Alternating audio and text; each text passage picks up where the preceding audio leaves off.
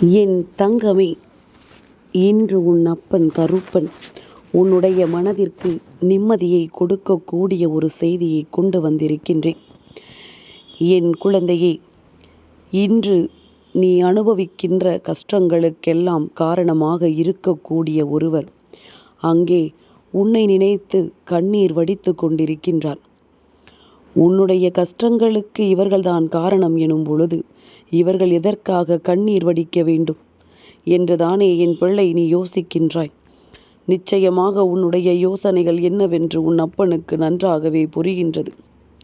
என் குழந்தையே, நீ நினைப்பது போல் அல்ல இந்த வாழ்க்கை. ஒவ்வொரு நேரமும் மனிதர்களின் எண்ணமும் குணமும் மாறிக்கொண்டே இருக்கும். அவர்கள் பச்சோந்தி போல, இடத்திற்கு தகுந்தாற் போல, அவர்கள் இருக்கின்ற சூழ்நிலைக்கு தகுந்தாற் போல அவர்களை மாற்றிக்கொள்கிறார்கள். யாருக்கும் இதனால் என்ன பாதிப்புகள் வரும் என்பதை பற்றி எல்லாம் அவர்களுக்கு எந்த கவலையும் கிடையாது. தனக்கு வந்தால் மட்டும்தான் பிரச்சனை. அதை மற்றவர்களுக்கு இவர்களே கொடுத்தால் அதுவெல்லாம் இவர்கள் கணக்கில் ஒன்றுமில்லை. இப்பேற்பட்ட மனிதர்களால் நீ பட்ட கஷ்டம் என்னவென்று உன் அப்பன் எனக்கு நன்றாக தெரியும். நீ கண்ணீர் சிந்திய காலம் உண்டு. இவர்களை நம்பி ஏமாந்த காலம் உண்டு. இவர்களால் நல்லது நடக்கும் என்று நினைத்த என் குழந்தை, இந்த வாழ்க்கையில் கோட்டை விட்ட விஷயங்கள் எல்லாம் ஏராளம். எவ்வளவோ இன்ப துன்பங்களை எல்லாம் பார்த்துவிட்ட இந்த வாழ்க்கையில் இப்பொழுது சில காலமாக நடந்து கொண்டிருக்கின்ற விஷயங்களை பார்த்து என் குழந்தை மிகுந்த மனவேதனையோடு நீ நின்று கொண்டிருக்கின்றாய்.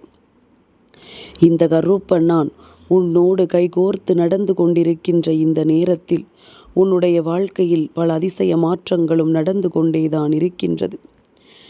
என்ன நடந்தாலும் எது வந்தாலும் இதிலிருந்து உனக்கான தேவைகளை என்னவென்று நிச்சயமாக நீ தெரிந்து கொள்ள வேண்டும்.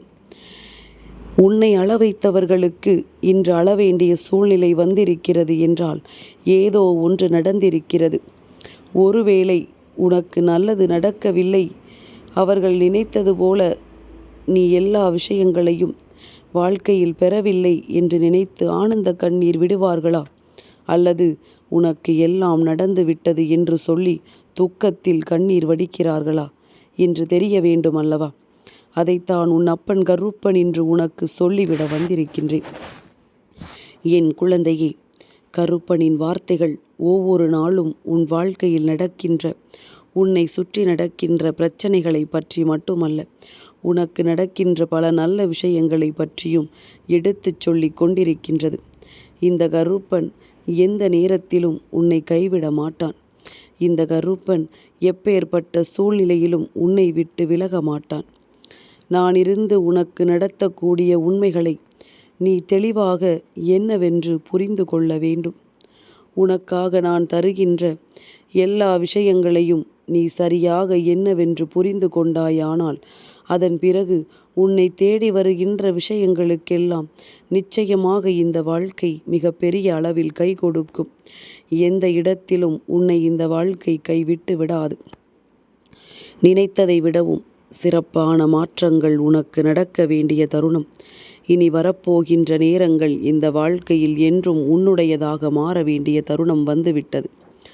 மனமகிழ்ச்சியோடு இந்த கருப்பன் சொல்கின்ற வார்த்தைகளை கேள். என் குழந்தையை, நீ பட்ட கஷ்டங்கள் எல்லாம் போதும். இதற்கு மேலும் நீ அனுபவிக்க இங்கு எதுவும் இல்லை. உன்னை சோதனைக்கு ஆளாக்கியவர்கள், உன்னை வேதனைப்படுத்தியவர்கள் என்று இவர்களுக்கு என்ன கொடுக்க வேண்டும் என்பதனை இந்த கருப்பன் நான் நிர்ணயித்து வைத்திருக்கின்றேன். அவ்வளவு எளிதில் அவர்களை விட்டுவிடப் போவதில்லை. அவர்கள் என்னதான் அழுதாலும் உருண்டாலும் புரண்டாலும் இந்த கருப்பன் ஒருபொழுதும் அவர்களை விட்டு விடுவதில்லை என்பதனை நீ புரிந்து கொள்ள வேண்டும். இந்த வாழ்க்கை உனக்கு கொடுத்தது எல்லாம் போதும். இனிமேல் என் குழந்தை நீயாக பெறப்போகின்ற சந்தோஷங்கள் மட்டுமே அங்கு எஞ்சி இருக்கின்றது. இவர்கள் கண்ணீர் சிந்திக் கொண்டிருப்பதற்கான காரணம் என்னவென்று நான் உனக்கு சொல்கின்றேன். என் குழந்தையே, இவர்கள் தான் செய்த தவறை உணர்ந்து கண்ணீர் வடித்து கொண்டிருக்கிறார்கள் என்பதுதான் உண்மை. ஏனென்றால் இந்த வாழ்க்கையில் உன்னை சுற்றி நடக்கின்ற எத்தனையோ விஷயங்களை சரியெனக் கண்டு எத்தனையோ நிலைகளை இந்த வாழ்க்கையில் உனக்கானது என்று பெற்றுக்கொண்டு நீ நல்லபடியாக வாழ்ந்து கொண்டிருந்த நேரத்தில் வேண்டும் என்றே உன் வாழ்க்கைக்குள் நுழைந்து உன்னை காயப்படுத்தியவர்கள், நீ ஒரு பாதையில் சென்று கொண்டிருக்கும் பொழுது உன்னை இழுத்து வேறு பாதையில் நடக்க வைத்தவர்கள், வேண்டும் என்றே உனக்கு கஷ்டங்களை கொடுத்து மேலும் மேலும் உன்னை சோதனைக்கு ஆளாக்கி வாழ்க்கையே வேண்டாம் என்று வாழ்க்கையின் விரக்தியின் உச்சத்திற்கு உன்னை அழைத்துச் சென்றவர்கள், என்ன நடந்து கொண்டிருக்கிறது இந்த வாழ்க்கையில் என்று என் குழந்தை வேதனைப்பட்டு கொண்டிருக்கின்ற இந்த நேரத்தில் உன் வாழ்க்கை உனக்கு என்ன கொடுக்கிறது என்பதனை உனக்கு தெளிவுபடுத்த இவர்கள் வந்து கொண்டிருக்கிறார்கள். எத்தனையோ விஷயங்களை உனக்கு செய்து, எத்தனையோ பாவங்களை உனக்கு செய்து இந்த வாழ்க்கை என்றால் என்னவென்பதனை உனக்கு கற்றுக் கொடுத்து விட்டார்கள் அல்லவா? இதற்கு முன்னால் என் பிள்ளை அமைதியாக நீ உண்டு உன் வேலை உண்டு என்று இருந்து கொண்டிருந்தாய். காலையில் எழும்புவாய், நல்லபடியாக சாப்பிடுவாய், உன் வேலைக்கு செல்வாய், வீட்டிற்கு வருவாய், உன் வேலைகளை பார்ப்பாய் என்பது போல அன்றாடம் உன்னுடைய வேலைகள் என்னவோ அதில் மட்டுமே உன் கவனம் இருந்து கொண்டிருந்தது. வாழ்க்கையில் போராட்டங்களும் எந்த ஒரு விஷயங்களும் இல்லை. நீ இப்படியே இருந்து கொண்டிருந்த இந்த நேரத்தில்தான் உன்னுடைய வாழ்க்கையில் உனக்கான பல நல்ல விஷயங்கள் எல்லாம் உனக்கு நடக்க தொடங்கியது. அப்படி நடக்கும் பொழுதுதானே இந்த துரோகமும் எதிரிகளும் உன்னை தேடி வருவார்கள். உன்னுடைய முயற்சி உச்சத்தை தொட்டதும் எங்கிருந்தோ கிளம்பி வந்து விட்டார்கள்.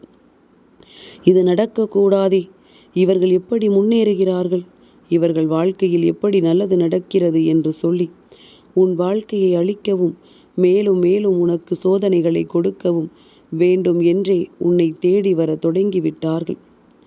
இவர்களினுடைய இந்த செயல்களினால் உன்னுடைய வாழ்க்கையில் நடக்கின்ற பல நல்ல விஷயங்கள் நிச்சயமாக நடக்காமல் போனது. அதற்கு காரணம் இவர்கள் செய்வதைக் கண்டு நீ மனதளவில் காயம் கண்டதுதான். நமக்கு இத்தனை நெருக்கமானவர்கள் நம் வாழ்க்கையில் இத்தனை பெரிய துரோகத்தை செய்து விட்டார்களே என்று சொல்லி என் பிள்ளை நீ வேதனைப்பட்டதனுடைய விளைவுதான் நீ எடுத்து வைத்த அடியை உன்னால் முழுமையாக எடுத்து வைக்க முடியாமல் போய்விட்டது. இனி என்னவென்று யோசித்து கொண்டிருக்கின்ற இந்த நேரத்தில் இந்த வாழ்க்கையில் உன்னை சுற்றி என்ன நடக்கிறது என்பதனை நீ தெளிவாகவே புரிந்து கொள்ள வேண்டிய நேரமும் உனக்கு வந்தது.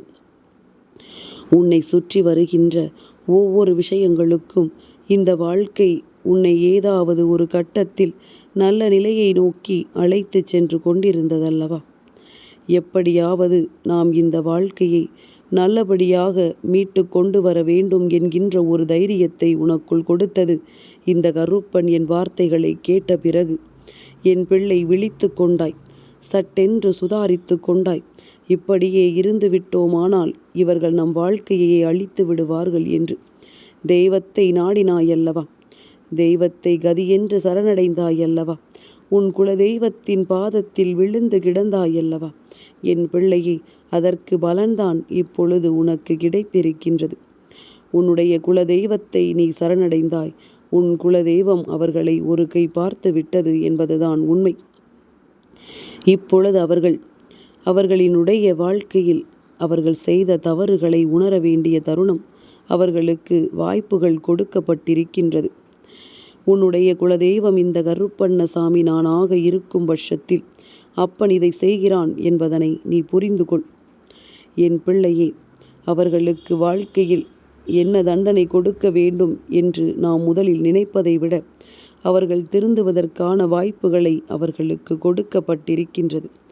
இந்த வாய்ப்புகள் கொடுத்ததனால் இப்பொழுது அவர்கள் செய்த தவறுகளை எண்ணி வருந்தி கொண்டிருக்கின்றார்கள். அவர்கள் செய்த தவறுகளை நினைத்து வேதனைப்பட்டு கொண்டிருக்கின்றார்கள். இனிமேலும் அவர்களுக்கு தண்டனை கொடுக்க வேண்டிய அவசியம் இல்லை என்று இந்த கருப்பன் நான் நினைத்து ஒதுங்கிய நேரத்தில்தான் இவர்கள் மீண்டும் மீண்டும் அவர்கள் என்ன செய்ய வேண்டுமோ, உன் வாழ்க்கையை எப்படி அழிக்க வேண்டுமோ அதை செய்ய தொடங்கினார்கள். இதற்கு மேலும் விட்டு வைத்தால் சரியாகுமா? உன் குலதெய்வத்திடமிருந்து அவர்களுக்கு மிகப்பெரிய தண்டனை கிடைத்து விட்டது. இந்த வாழ்க்கையில் மீண்டும் எழும்ப முடியாத ஒரு நிலைக்கு மிகப்பெரிய பிரச்சனையை சந்தித்து கொண்டிருக்கின்றார்கள்.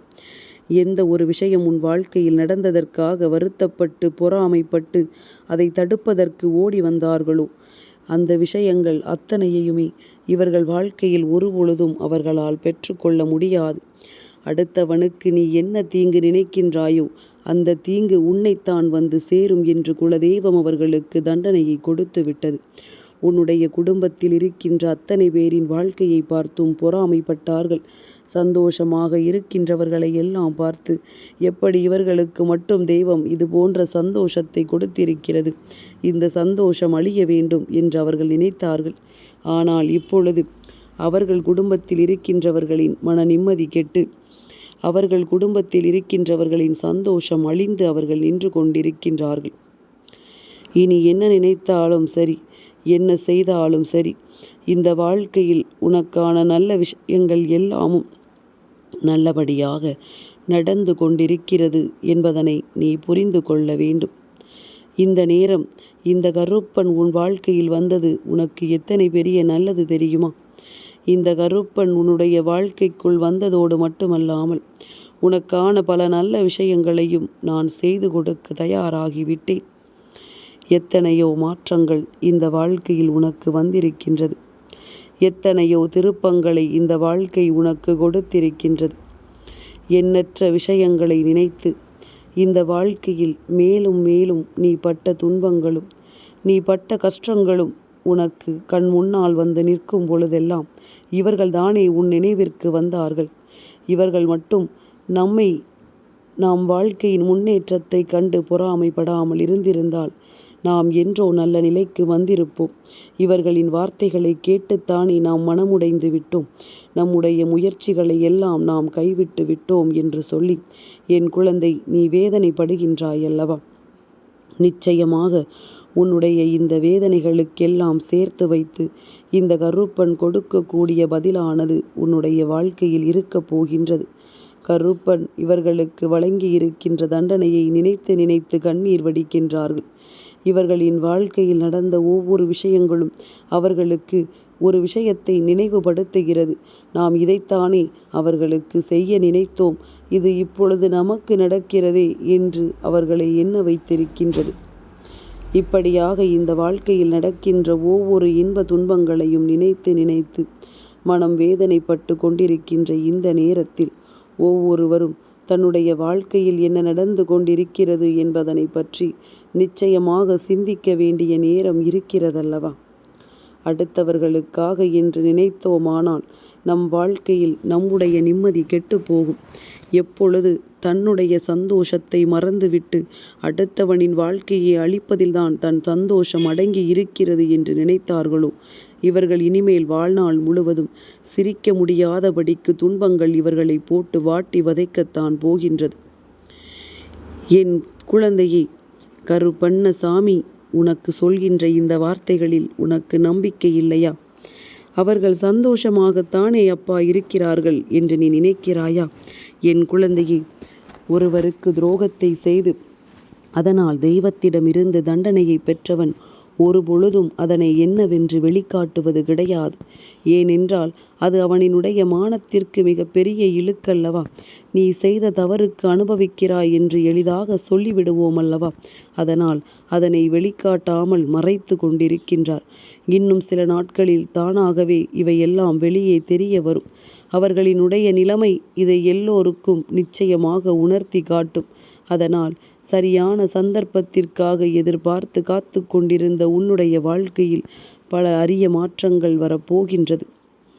உனக்கு எதிரில் இவர்கள் கண்ணீர் விட காரணம் உனக்கு செய்த பாவத்தை உணர்ந்ததுதான். உணர்ந்தவர்களுக்கு தண்டனை குறைவு, ஆனால் உணர்ந்து போல நடிப்பவர்களுக்கு தண்டனைகள் நிச்சயம் உண்டு அல்லவா? இவர்கள் அன்று நடித்ததற்காக இப்பொழுது தண்டனையை அனுபவிக்கிறார்கள். எப்பொழுதும் கண்ணீர் சிந்த வேண்டிய நிலைதான் இவர்களுக்கு மிக பெரிய தண்டனையாக இந்த கருப்பனிடத்தில் இருந்து கொடுக்கப்பட்டிருக்கின்றது. இனி எதை நினைத்தாலும் வருத்தப்படாதே. இனி எல்லா சூழ்நிலைகளும் உன்னை நிச்சயமாக நல்வழிப்படுத்தும் என்பதனை நீ புரிந்து கொண்டால் போதும். உன்னுடைய இந்த வாழ்க்கையின் மாற்றங்கள் உன்னை நிச்சயமாக சந்தோஷத்திற்கு கொண்டு செல்லும் என்பதனை என் குழந்தை நீ புரிந்து கொள்வாய். எதற்கும் வருத்தப்படாமல் இரு. உனக்கு என்றும் என்றென்றும் இந்த வாழ்க்கை நல்லதை நடத்தி கொடுக்கும். என் தங்கமே, இந்த கருப்பனின் ஆசீர்வாதங்கள் என்றென்றைக்கும் உனக்கு முழுமையாக கிடைத்து கொண்டே இருக்கும்.